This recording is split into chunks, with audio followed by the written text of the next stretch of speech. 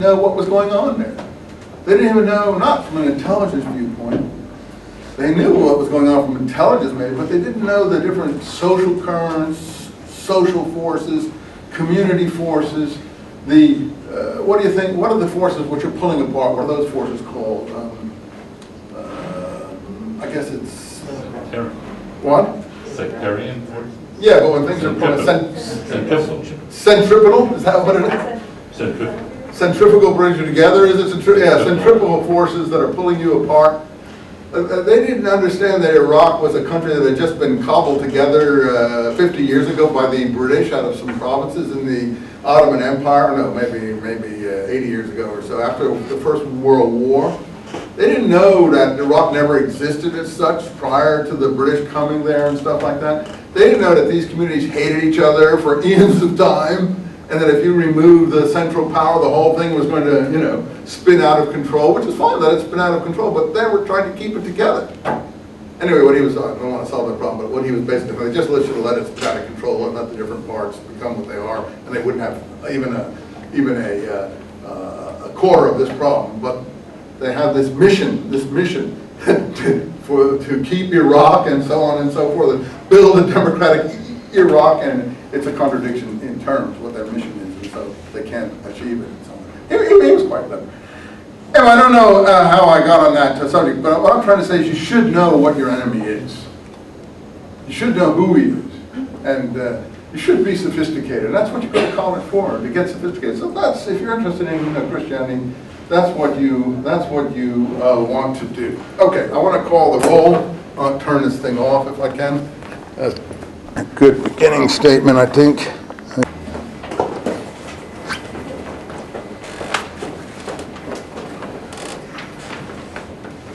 Yeah, give me one, too. Okay, so here we are. I have a general outline here, as you see. I wouldn't stick to that, because I have no idea what we're going to cover when or when we're going to get to it, but that's just a rough general sketch, because the class has a momentum of its own. Where we go, where we get to, depends on where we stop last.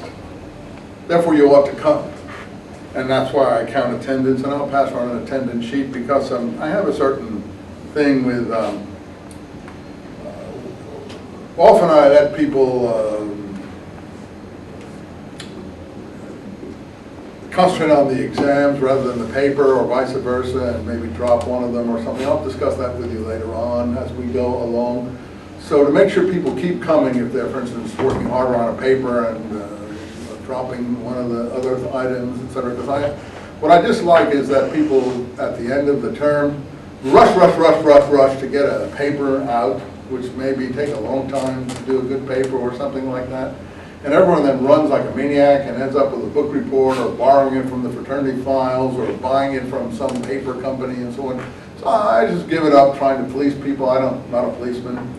So I've worked out a system of my own where people who really don't want to do a paper probably wouldn't have to do a paper, but we'll discuss that where as we go along. Some people who want to concentrate more on paper will be able to do that. But the reason I count the attendance in is to make up for whatever arrangement we decide to go with different people. These are officially what is required, but we're prepared as we develop to vary these things for the individual person, as I'll explain another time, okay?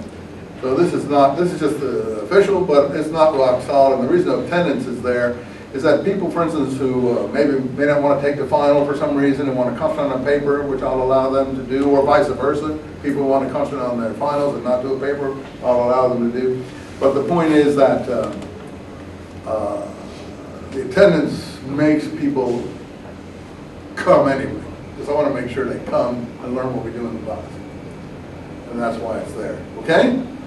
So that's why I have, and we'll talk about the paper and all those other things, but we have a midterm and final in paper. There'll be essay type with a few short answers. They'll be consistent.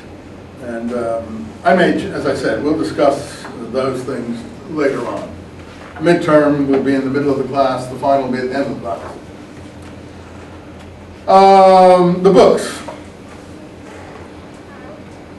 Josephus. Now, I'm not going to actually do Josephus here in class, except maybe pick out a few things. I might do a quick sketch of him. Why do you want Josephus? Or why do you even need to look at Josephus? You may not want to buy him. I mean, it's not something that you really absolutely have to have. But if you're a serious student of history in this period, then you want to have him. Because Josephus is the only, now that's true, the only really verifiable eyewitness report that we have of this period in this place, in this time. You say, well, what about the Gospels? Well, they claim to be eyewitness reports, and we're going to have to decide if they are eyewitness reports. Nobody questions Josephus. He is encyclopedic. And he knows everything. The problem with Josephus, he's a bit of a liar. He lies sometimes. But you can see through his lies because he's so obvious when he lies. Because all his lies are to ingratiate himself with powerful people. All of his lies are to ingratiate himself with the Herodian family or the Roman authorities or the Caesars.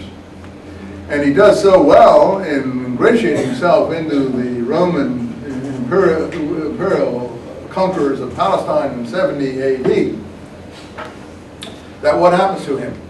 He's the original Ben-Hur. How many have ever seen or heard of Ben-Hur, the movie, etc.?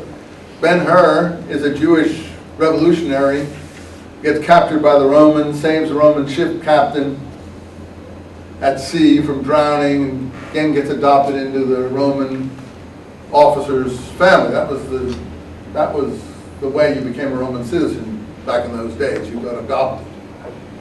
Paul probably has been adopted into some family. Maybe that's where he gets the name Paul. We'll discuss that. Jesus is not a Roman citizen, thank God. Josephus does become a Roman citizen. And therefore, what's his popular name as we know him in history?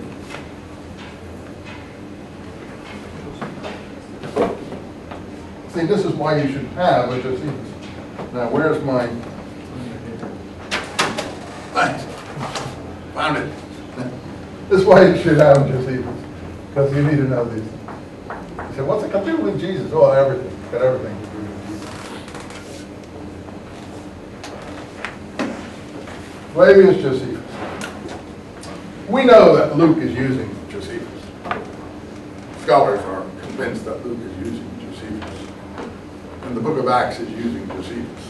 I mean, that's almost a given in scholar. I'm not gonna, I'll tell you why we think that, but that's almost